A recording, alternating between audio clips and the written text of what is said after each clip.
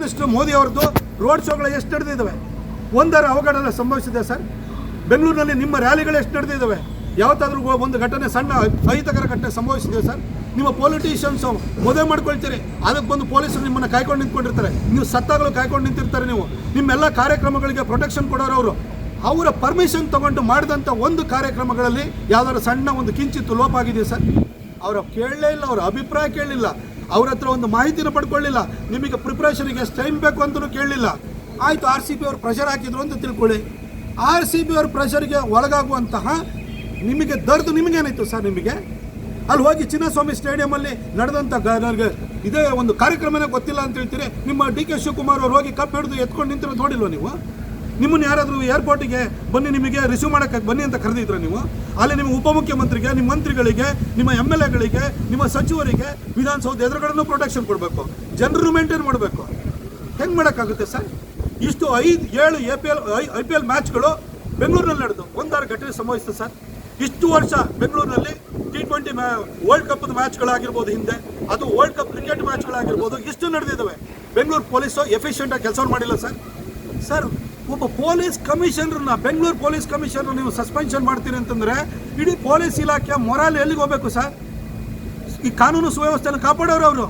ಬೆಂಗಳೂರಿನಲ್ಲಿ drug mafia ಇದೆ, ಬೆಂಗಳೂರಿನಲ್ಲಿ ನೈಟ್ ಕ್ಲಬ್ಸ್ ಇದೆ, ಬೆಳಗಿನ ಜಾವದವರೆಗೂ ಕುಡಿತಾರೆ. ಇಂತಹ ಒಂದು ಊರನ್ನು ಇದುವರೆಗೂ ಕಾನೂನು ಸುವ್ಯವಸ್ಥೆನ ಕಾಪಾಡ್ಕೊಂಡು ಬಂದಿದ್ದಾರೆ. ಇಡೀ ಇಲಾಖೆ ಮೇಲೆ ಇವತ್ತು ನೀವು ಟಾರ್ಗೆಟ್ ಮಾಡಿಕೊಂಡು ಇಲಾಖೆಗೆ ಕಪ್ಪು ಚುಕ್ಕೆ ಬರೋ ರೀತಿಯಲ್ಲಿ ಇಲಾಖೆ ಒಬ್ಬ ಮುಖ್ಯಸ್ಥನ ನೀವು ಸಸ್ಪೆನ್ಷನ್ ಮಾಡ್ತೀನಿ ಅಂತಂದರೆ ಈ ಪೊಲೀಸ್ ಇರೋದು ಏನಕ್ಕೆ ಸರ್? ನಿಮ್ಮ ರಾಜಕೀಯಕ್ಕೂ ಬಲಿ ಆಗಬೇಕು, ನಿಮ್ಮ ಎಲ್ಲ ಒಂದು ಏನು ತೆವಲುಗಳಿದೆಯಲ್ಲ ಪುಕ್ಕಡೆ ಪ್ರಚಾರ ತಗೊಳ್ಳೋದು ಅದಕ್ಕೂ ಅವ್ರು ಪ್ರೊಟೆಕ್ಷನ್ ಕೊಡಬೇಕು ಅಂತ ಹೇಳಿ ನೀವು ಅವ್ರನ್ನ ದುರ್ಬಳಕೆ ಮಾಡ್ಕೊಳ್ತಿದ್ದೀರಾ. ಇವತ್ತು ಪೊಲೀಸ್ ಇಲಾಖೆ ಪರಿಸ್ಥಿತಿ ಏನಾಗಿದೆ ಸರ್?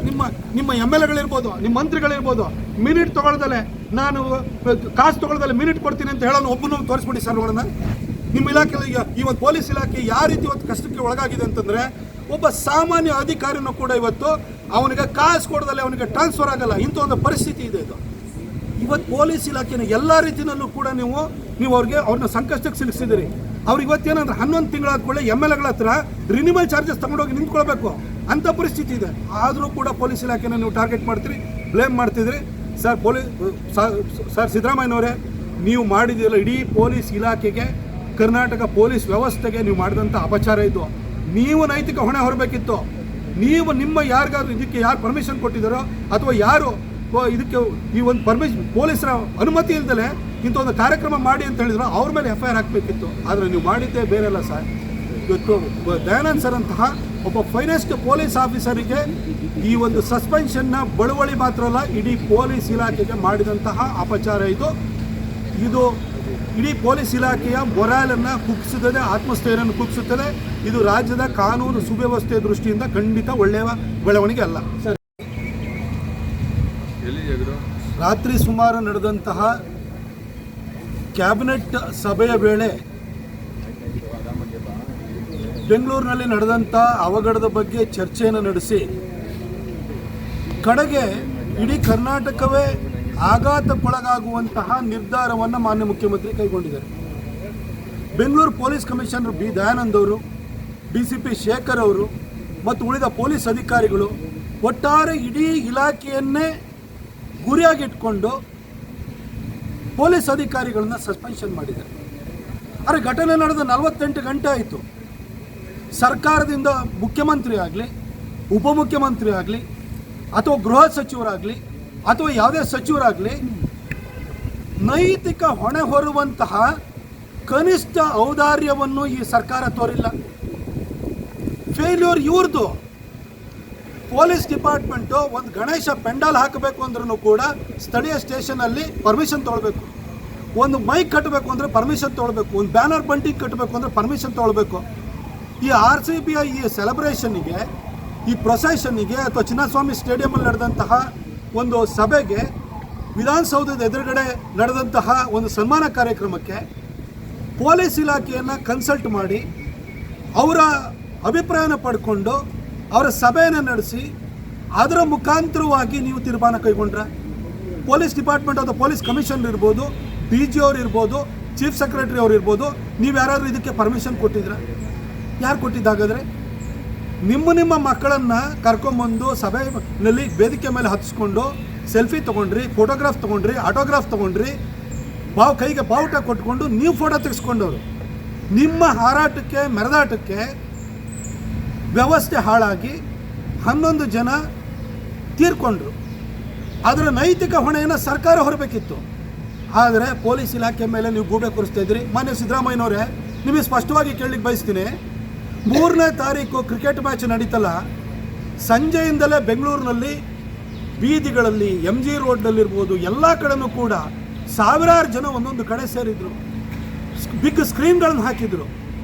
ಬೆಳಗಿನ ಜಾವದವರೆಗೂ 4 ಗಂಟೆವರೆಗೂ ಬೆಂಗಳೂರಿನ ಪೊಲೀಸ್ ಕಮಿಷನರ್ ದಯಾನಂದ್ ಅವರು ಇರ್ಬೋದು, ಇಲ್ಲಿನ DCPಗಳಿರ್ಬೋದು, ಇಲ್ಲಿನ ಪೊಲೀಸ್ ಅಧಿಕಾರಿಗಳಿರ್ಬೋದು, ಇಲ್ಲ ಕಾನ್ಸ್ಟೇಬಲ್ ಇರ್ಬೋದು, ಬೀದಿ ನಿಂತ್ಕೊಂಡು ಒಂದು ಅವಘಡ ಆಗೋದಕ್ಕೆ ಅವಕಾಶ ಮಾಡಿಕೊಟ್ಟಿದ್ದಾರೆ.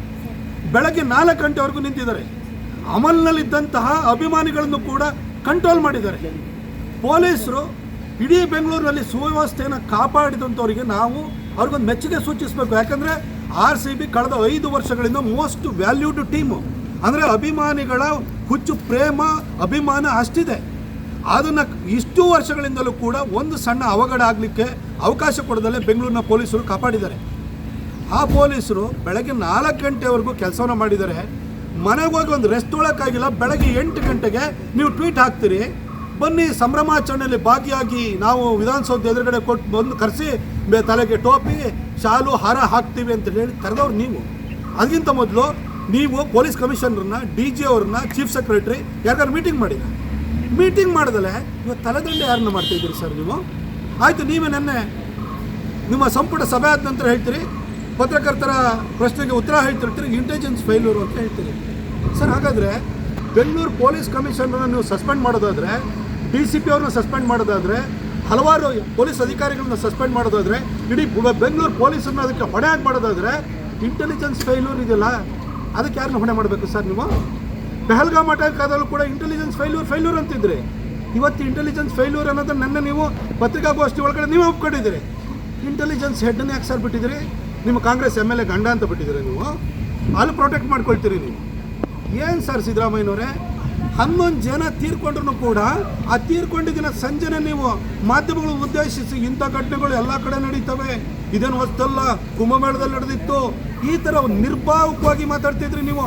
ಸೆನ್ಸಿಟಿವಿಟಿನೇ ಇಲ್ಲ ನೀವು. ಇವತ್ತು ಪಬ್ಲಿಕ್ ಒಪಿನಿಯನ್ನು ನಿಮ್ಮ ವಿರುದ್ಧ ತಿರುಗಿತು, ಮಾಧ್ಯಮಗಳು ನಿಮ್ಮ ವಿರುದ್ಧ ತಿರುಗಿದು. ಹಾಗಾಗಿ ಈ ಒಂದು ತಿಪ್ಪೆ ಸಾರಿಸೋದಕ್ಕೋಸ್ಕರ ಯಾವುದೋ ಒಂದು ಬಲಿ ಪಶುನ ಹುಡ್ಕೊಂಡ್ಬಂದಿದ್ರೆ ಅದು ದಯಾನಂದ್ ಸರ್ ಆಗಿದ್ದಾರೆ, ಇಲ್ಲಿ DCP ಶೇಖರ್ ಆಗಿದ್ದಾರೆ, ಬೆಂಗಳೂರಿನ ಪೊಲೀಸರಾಗಿದ್ದಾರೆ. ಆದರೆ ಬೆಂಗಳೂರು ಪೊಲೀಸರು most efficient police. Dayanand sir ಒಂದು ಫೈನೆಸ್ಟ್ ಆಫೀಸರ್ ಅವರು. ನಾನು ಅವ್ರನ್ನ ಮೈಸೂರಿನಲ್ಲಿ ನೋಡಿದ್ದೀನಿ. ನಮ್ಮ ದಸರಾನ ಅಚ್ಚುಕಟ್ಟಾಗಿ ನಡೆಸ್ಕೊಟ್ಟಿದ್ದಾರೆ ಅವರು ಇಂಟೆಲಿಜೆನ್ಸ್ ಹೆಡ್ ಆಗಿದ್ದಾಗಲೂ ಕೂಡ ಕರ್ನಾಟಕದಲ್ಲಿ ಅಷ್ಟು ಅಚ್ಚುಕಟ್ಟಾಗಿ ಅವರು ಕಾರ್ಯನಿರ್ವಹಿಸಿದ್ದಾರೆ. ಅವರು ಮಂಗಳೂರಿನಲ್ಲಿ SP ಆಗಿದ್ದಾಗಲೂ ಇರ್ಬೋದು, ಎಲ್ಲ ಕಡೆ ಹೋದ ಕಡೆ ಎಲ್ಲರೂ ಕೂಡ ದಯಾನಂದ್ ಸರ್ ಒಳ್ಳೆ ಹೆಸರು ತೊಗೊಂಬಂದಿದ್ದಾರೆ.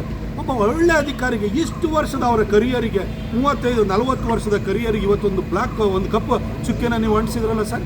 ಯಾಕೆ? ನಿಮ್ಮನ್ನು ಉಳಿಸ್ಕೊಳ್ಬೇಕು, ನಿಮ್ಮ ಚೇರ್ ಉಳಿಸ್ಕೊಳ್ಬೇಕು. ನೀವು ಯಾರು ನೈತಿಕ ಹೊಣೆ ಹೊರಲಿಕ್ಕೆ ರೆಡಿ ಇಲ್ಲ. ಅದಕ್ಕೋಸ್ಕರ ಒಬ್ಬ ಒಳ್ಳೆಯ ಅಧಿಕಾರಿ ಮೇಲೆ ನೀವು ಇವತ್ತು ಗೂಬೆ ಕೂರಿಸ್ತಿರಲ್ಲ ಸರ್. ಸರ್, ಇದೇ ದಯಾನಂದ್ ಸರ್ ಬೆಂಗಳೂರು ಕಮಿಷನರ್ ಆಗಿ ಕಳೆದ 2 ವರ್ಷದಿಂದ ಕೆಲಸ ಮಾಡಿ, ನಾನು DK ಶಿವಕುಮಾರ್ ಅವರು ನನ್ನ ಅಳ್ತಿರೋದು ನೋಡಿದೆ.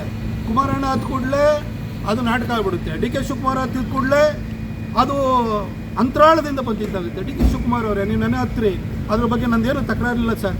ನೀವು ಅಂತರಾಳದಿಂದಲೇ ನಿಮ್ಮ ಕಣ್ಣಲ್ಲಿ ನೀರು ಬಂತು ಅಂತಲೇ ಭಾವಿಸೋಣ. ಆದರೆ ಇವತ್ತು ಪೊಲೀಸ್ ಇಲಾಖೆ ನಿಮ್ಮ ಬೆಳಕಿನ ಜಾವದವರೆಗೂ ಕೂಡ ಪ್ರೊಟೆಕ್ಷನ್ ಕೊಟ್ಟರಲ್ಲ ಸರ್. ಅವ್ರಿಗೊಂದು ಸುಧಾರಿಸ್ಕೊಳ್ಳೋಕ್ಕೂ ಟೈಮ್ ಕೊಡಲಿಲ್ಲ ನೀವು. ಅವರು ಇವತ್ತು ಸಸ್ಪೆನ್ಷನ್ ಬಳಿ ಕೊಟ್ಟರಲ್ಲ. ಇವತ್ತು ನಿಮ್ಮ ಚೀಫ್ ಮಿನಿಸ್ಟರ್ ಬಗ್ಗೆ ಮಾತಾಡಿ, ಸಂಪುಟ ಸಭೆಯಲ್ಲಿ ಮಾತಾಡಬೇಕಿತ್ತು. ಪೊಲೀಸರು ಒಳ್ಳೆ ಕೆಲಸವನ್ನು ಮಾಡಿದ್ದಾರೆ, ಅವರಿಗೆ ಸಸ್ಪೆನ್ಷನ್ ಮಾಡಬಾರ್ದು ಅಂತ ಹೇಳಿ ನೀವು ಅವತ್ತು ಧ್ವನಿ ಎತ್ತಬೇಕಿತ್ತು. ಅವಾಗ ನಾವು ನೀವು ಒಪ್ತಾ ಇದ್ದು. ಇವತ್ತು ಈಗಲಾರು ಮಾತಾಡಿ ಸರ್. ನೀವು ಬೆಂಗಳೂರು ಡೆವಲಪ್ಮೆಂಟ್ ಮಿನಿಸ್ಟ್ರು ನೀವೇ ಆಗಿದ್ದೀರಲ್ವಾ? ನೈತಿಕ ಹೊಣೆ ಹೊರುವಂಥದ್ದು ನಿಮ್ಮ ಜವಾಬ್ದಾರಿನಾಗಿದೆಯಲ್ಲ. ಬ್ರ್ಯಾಂಡ್ ಬೆಂಗಳೂರು ಅಂತ ಊರಿಗೆಲ್ಲ ತಮಟೆ ಬಾರಿಸ್ತವ್ರು ನೀವೇ ತಾನೆ. ಇವತ್ತು ಬ್ರ್ಯಾಂಡ್ ಬೆಂಗಳೂರಿಗೆ ಹೊಡೆತ ಬಿದ್ದಿದೆಯಲ್ವಾ? ನೈತಿಕ ಹೊಣೆ ಹೊರಿ ಸರ್. ಆವಾಗ ಒಪ್ಕೊಳ್ತೀವಿ, ಕರ್ನಾಟಕದ ಮಹಾಜನತೆಯನ್ನು ಒಪ್ಕೊಳ್ಳುತ್ತೆ ಸರ್. ನೀವು ಅಧಿಕಾರಕ್ಕೋಸ್ಕರ ಬ್ರ್ಯಾಂಡ್ ಬೆಂಗಳೂರು ಎಲ್ಲ ಕತೆ ಹೇಳ್ಕೊಂಡು ಬಂದ್ರಿ.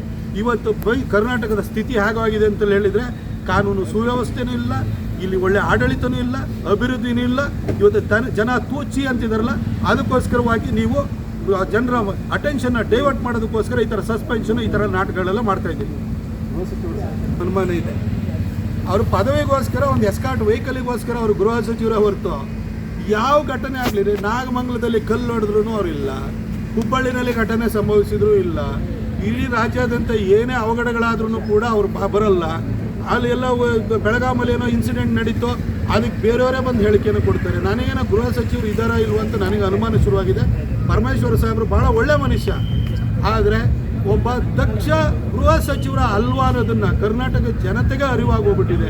ಗೃಹ ಸಚಿವರು ಇದ್ದಾರೆ ಇಲ್ವ, CM ಹಿಂದ್ಗಡೆ ಓಡಾಡೋದು ಅಷ್ಟೇ, ಯಾವಾಗಲಾರು ಚೇರ್ ಬಿಟ್ಟರೆ ನನ್ನನ್ನೇನೋ ಕೂರಿಸ್ಬೋದು ಅಂತ ಹೇಳ್ಬಿಟ್ಟು ಅವ್ರ ಹಿಂದೆ ಬಾಲ ಹಿಡ್ಕೊಂಡು ಓಡಾಡ್ತಿದ್ದಾರೆ ಹೊರತು ಗೃಹ ಸಚಿವರಾಗಿ ಅವ್ರು ಖಂಡಿತ ಕೆಲಸ ಮಾಡ್ತಾರೆ.